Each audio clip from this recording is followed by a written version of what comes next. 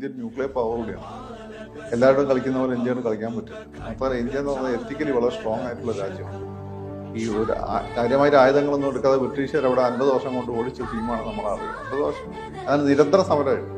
40 വർഷമെങ്കിലും നിരന്തര സമരത്തിലൂടെ ആയുധം എടുക്കാതെ ഓടിച്ച ടീമാണ്. അപ്പം ഈ ഒരു പവർ ഇന്ത്യക്കാരനൊരു ആത്മീയതയുടെ പവർ കൂടുതലാണ്. അതിനെ ജയിക്കാൻ കുറച്ച് പാടുണ്ട്.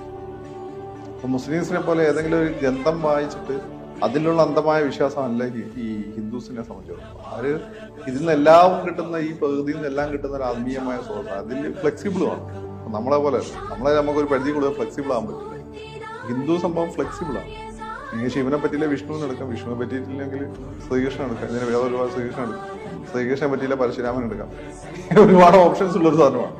അപ്പൊ ഇത് നൽകുന്ന ഒരു പവറുണ്ട് ഇന്ത്യക്ക്. ഈ ദാരിദ്ര്യത്തിന് കഷ്ടപ്പാടിന്റെ ഒക്കെ ഇന്ത്യക്ക് പിടിച്ചു നിൽക്കുന്ന ഈ ആത്മീയമായ പവർ. അതുകൊണ്ട് അത്ര എളുപ്പമല്ല ഇന്ത്യനെ തകർക്കാൻ. ഇനി വൺസ് ഇന്ത്യ തകർക്കണമെന്ന് വിചാരിച്ചു കഴിഞ്ഞാൽ ഇന്ത്യ